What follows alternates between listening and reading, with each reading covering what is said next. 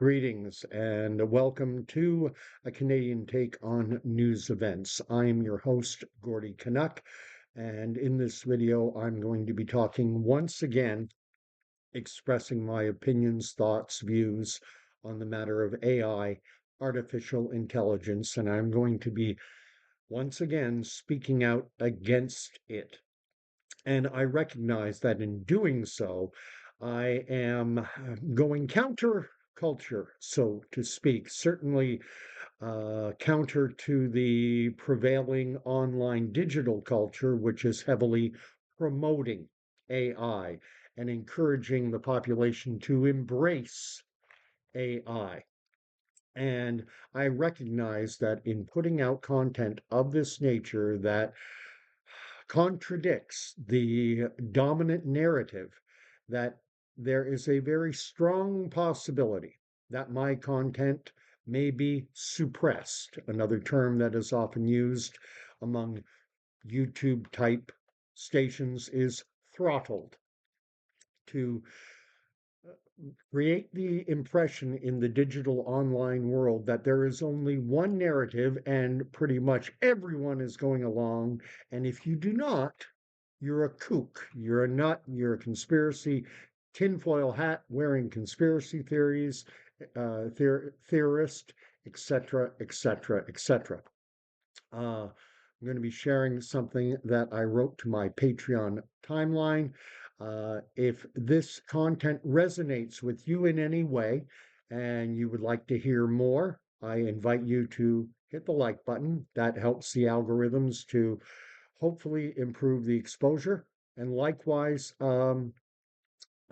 subscribe, and you're also welcome to share. So I'm going to spend some time likening, contrasting, comparing the COVID mandates with the emergence and the selling of AI.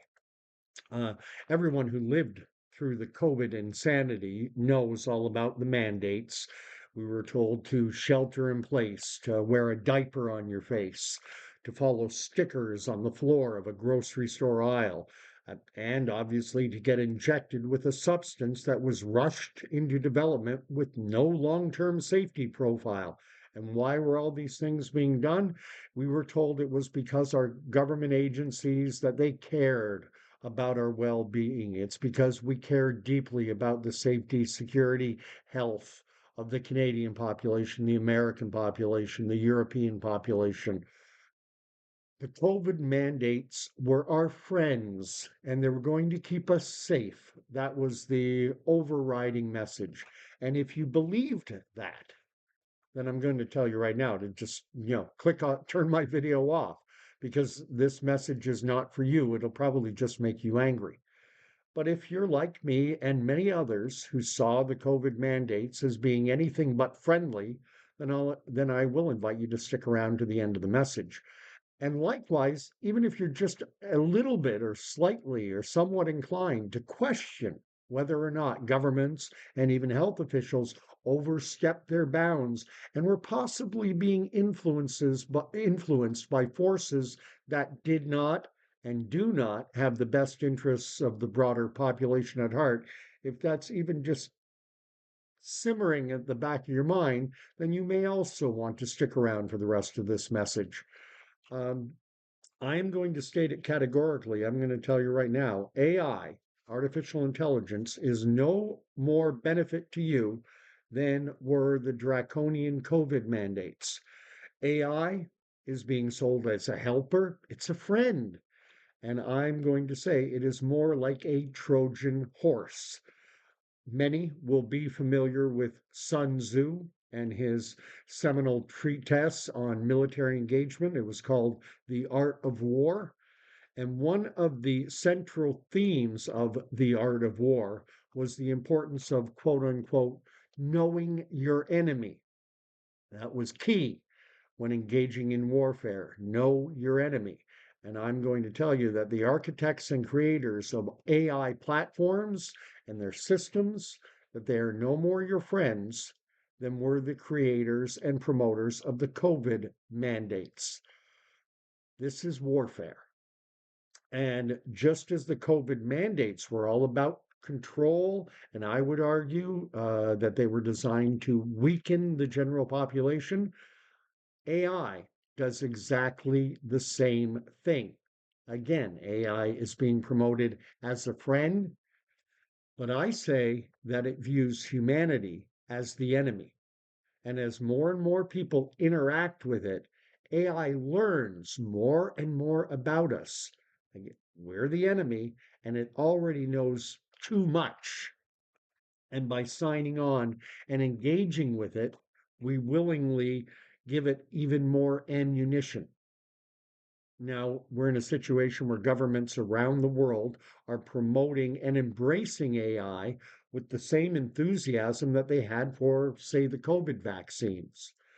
Billions, tens of billions, even hundreds of billions of dollars are being quote unquote invested in developing the infrastructure needed to supply the electrical power that this AI beast requires. And most people, I would argue, are supportive of the money being spent, just as they supported the warp speed development of the the COVID jabs. And I do recognize that there are some who rationalize things. They embrace AI out of a feeling of necessity. The thinking is that countries like China, Russia, and others, that they're going all in on artificial intelligence, and that if Western nations like my native Canada, or more significantly the United States, that if the Western world, countries like Canada and the US, if we don't embrace AI, that we'll be crushed economically, maybe even militarily. And it's like the to me, it's like the whole world is saying, what is like AI and what can fight against it? I'll say that again. What is like AI and what can fight against it? I repeated that because if that quote seems somewhat vaguely familiar, it is an iteration of a passage in the Bible, Revelation chapter 13, verse 4, where you'll find these words: Who is like the beast? Who can wage war against it? You can't, if you can't beat it, join it, is the kind of the rationale that is going on. And if citing scripture betrays a biblical and Christian outlook on this issue, then all I can say is guilty as charged, or to use the Latin phrasing, mea culpa. I view AI as being something of a pinnacle of humanity's broader rejection of God and the embracing of, and I'm going to say it, satanic forces. God created humanity as the apex of his creation. And yet here we are basically saying that God didn't do a good enough job. And this is nothing new. We've been on this road for centuries.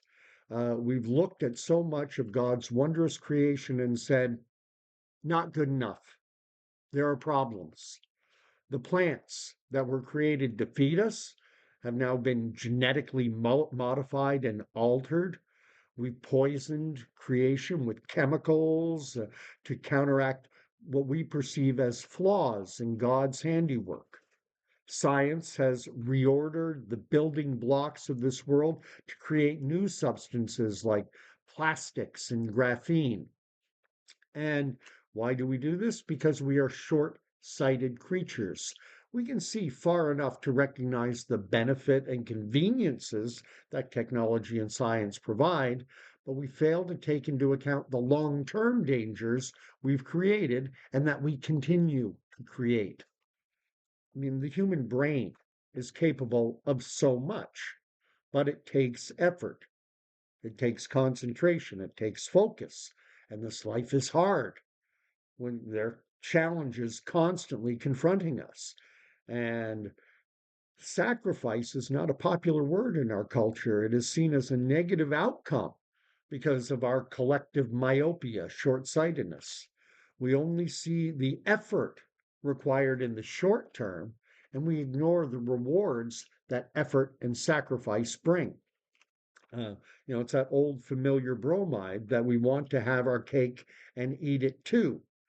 And I would argue that a lot of people in today's world, they believe it is possible to have your cake and to eat it as well. And it's easy. The easiest thing that people love to play the blame game, and it's easy to put the blame on governments and the profit-driven corporate sector. But I believe if we're being completely honest, all of us are to blame.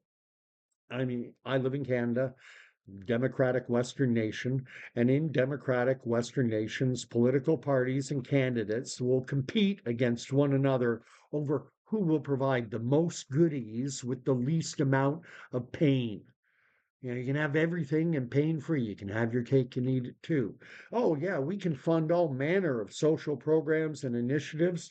Yeah, and it doesn't matter that we don't have the money to pay for it all. We'll just borrow, borrow, borrow, and then we'll borrow some more. And it's gotten to the point where our governments have buried us so deeply in debt that the principal can never be repaid. And to me, and to most reasonable thinking people, I would argue, that means that a reckoning is coming. You got to pay the piper eventually, and maybe it's not going to be this year, maybe not next, but it is coming. And if we think that AI is going to solve the problems of this world, we are sadly mistaken, because the ultimate problem of this world is our failure to recognize that this is God's world. This is our Father's world, and that we are the problem due to our failure to recognize that fact that this is God's world, His creation. We were given we have a blueprint for how to live in this created world. It's called the Bible. It's authoritative and sufficient to guide humanity in how to live in harmony with this world. The Bible teaches us to recognize that bad things do happen, but ultimately we are to have faith in God with all our heart, mind, body, soul, strength, and recognize that even the pain, the misery, the discomfort we face, that it does serve an ultimate purpose, an ultimate good, even if we can't recognize or comprehend it during our short time in this world. And what makes it easier to come to that realization and reckoning is to recognize that this world is not the end. Those with an atheistic, there is no God, everything is just the result of an accident. For those who share that mindset, embracing AI does have a certain degree of logic. But if you believe that everything in this wondrous creation, that there is a design, which means there is a designer, then I strongly recommend against engaging with artificial intelligence. That's the message I had for this video. Thank you for watching. I appreciate comments.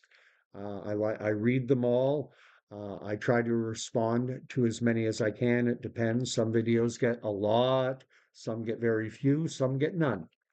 Uh, we'll see what happens with this one. We'll see how much does YouTube throttle? Does it boost? I do not expect a video such as this that is talking negatively about AI. I do not expect it to get boosted when YouTube content is so filled with advertisements and everything telling you how to engage with AI, how it's your friend, the same way they promoted the COVID insanity. So thank you for watching, and I will be doing a live stream on Sunday.